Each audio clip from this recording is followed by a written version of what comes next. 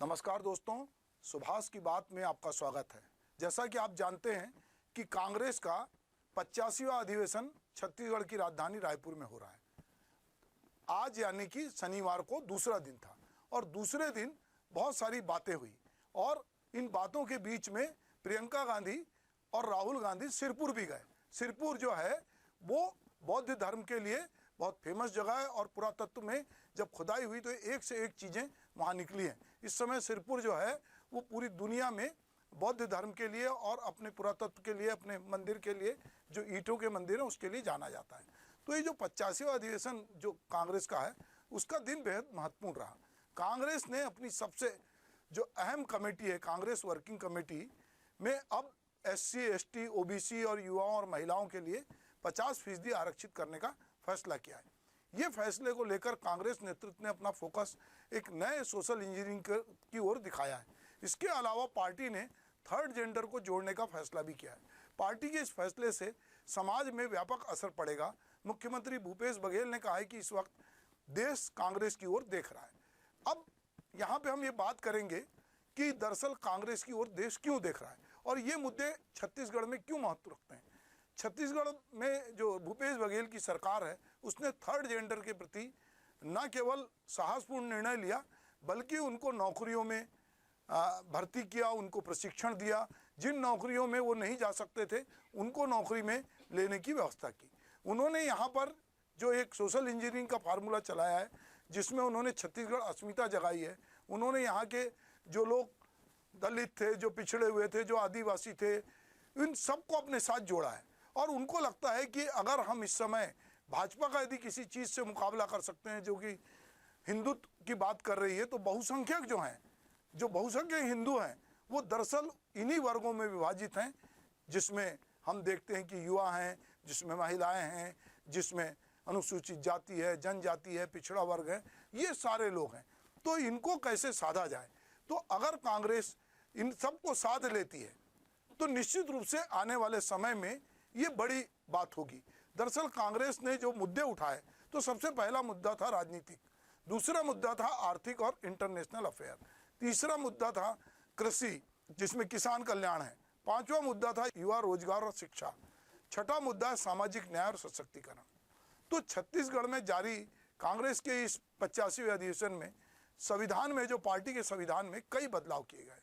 अब इसके तहत कांग्रेस में सिर्फ डिजिटल तौर पर सदस्यता दी जाएगी और डिजिटल रिकॉर्ड रखे जाएंगे।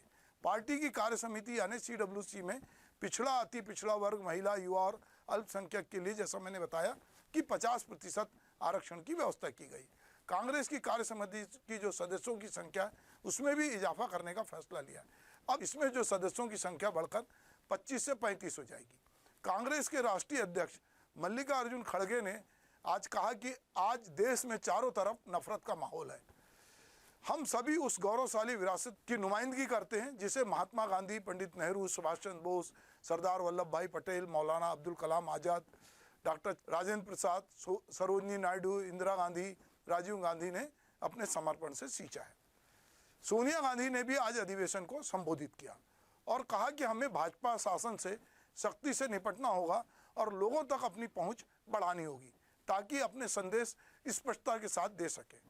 सोनिया गांधी ने कहा कि भाजपा नफरत की आग में घी डालने का काम कर रही और अल्पसंख्यक महिलाओं, दलितों, आदिवासी को निशाना बना रही है। उन्होंने ये भी कहा कि यह समय पार्टी और देश के लिए चुनौतीपूर्ण है क्योंकि भाजपा ने हर संस्थान पर कब्जा कर लिया है। कांग्रेस ने लोकतंत्र को मजबूत किया है।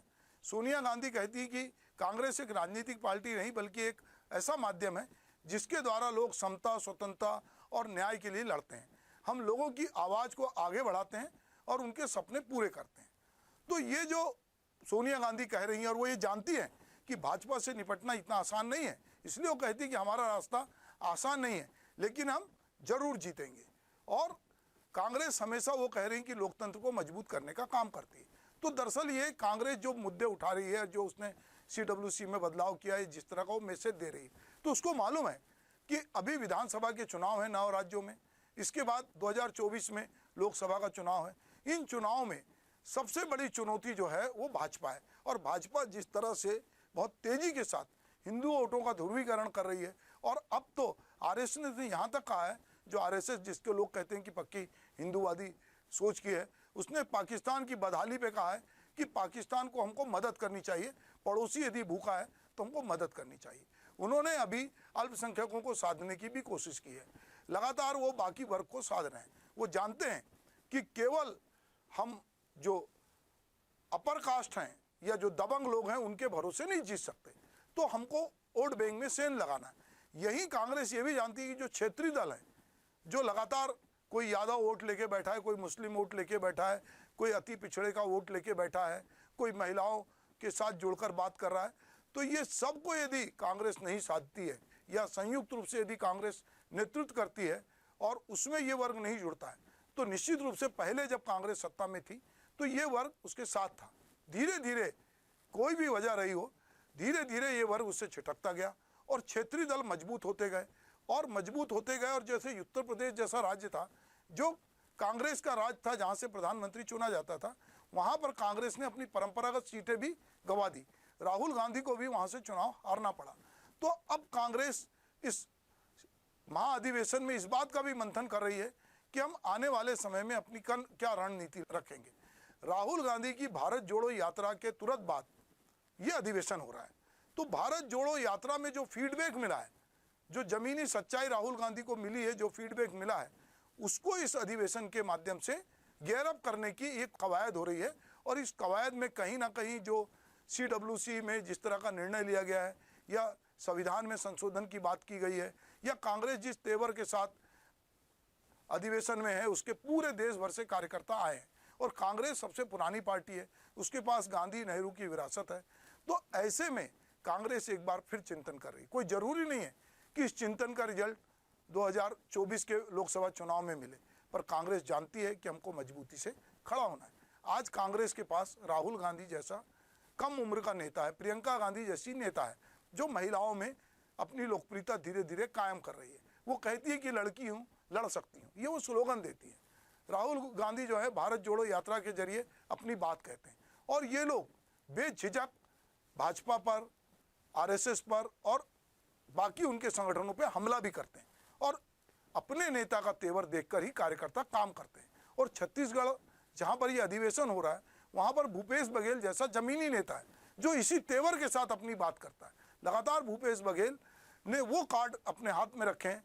उन्होंने राम वनगमन पथ को अपना कर ये बताया कि राम किसी की बपोती नहीं है। उन्होंने आदिवासियों के साथ जिस तरह के आदिवासी दिवस मनाना, उनको सुविधाएं देना, तो उन्होंने आदिवासियों को, पिछड़े को, उन्होंने सबसे ज़्यादा आरक्षण जो है छत्तीसगढ़ में पारित किया। ये अलग बात है कि वो आरक्षण अभी तक लागू नहीं हुआ है। तो भूपेश बघेल जिस तरह से छत्तीसगढ़ मॉडल पे काम कर रहे हैं, जो उनका मॉडल है, तो छत्तीसगढ़ की भूमि पर हो रहा ये अधिवेशन का दूसरा दिन इस मायने में महत्वपूर्ण रहा कि कांग्रेस खुद इस पर चिंतन कर रही है। कांग्रेस क्यों पिछड़ी, कांग्रेस को आगे कैसे आना है, कांग्रेस बाकी दलों के साथ किस तरह का काम करेगी, जो उसका परंपरागत वोट बैंक था वो उससे क्यों छिटका है। यदि आप इस पर चिंतन करते हैं तो ये जरूरी है कि आप अपना आत्मावलोकन करें। आप देखें कि आपसे कब कब कहाँ गलती हुई है और संगठन के स्तर पर इसको कैसे सुधारा जा सकता है। विपक्ष हमलावर है, वो लगातार अधिवेशन पे नज़र रखा है, वो फूलों की बरसात को भी मुद्दा बनाता है, वो हर उस घटना को मुद्दा बनाता है जिससे कि वो सोशल मीडिया में कांग्रेस के नेताओं की छवि को धूमिल कर सके। क्योंकि उसका एक काम है कि वो जानता है कि अगर ये मजबूती से खड़े होंगे तो कल हमको टक्कर देंगे। पर जो क्षेत्रीय छत्रप हैं वो भी कांग्रेस के इस फैसले से चौंकेंगे, क्योंकि कांग्रेस ने पहले भी इस तरह के बहुत सारे महत्वपूर्ण फैसले किए थे। और जो अभी तक मनरेगा, जो बहुत लोग शायद ना जानते हो, महात्मा गांधी रोजगार गारंटी योजना कांग्रेस की देन है, सूचना का अधिकार कांग्रेस की देन है, शिक्षा गारंटी योजना कांग्रेस की देन। तो जिस कांग्रेस ने इतने बड़े बड़े निर्णय लेके लागू कराया और भाजपा ने जो किसान विधेयक ले आई थी उसको वापस लेना पड़ा, तो कांग्रेस अपनी ताकत को पहचान रही है, अपनी गलतियों को स्वीकार कर रही है और अपने संविधान में संशोधन कर रही है, नई बातों को सोच रही है। तो अधिवेशन जो है ये रायपुर में जो हो रहा है, ये कांग्रेस के पुनरुत्थान, पुनर्स्थापना की दृष्टि से महत्वपूर्ण साबित होगा, ऐसा हम सोचते हैं। नमस्कार।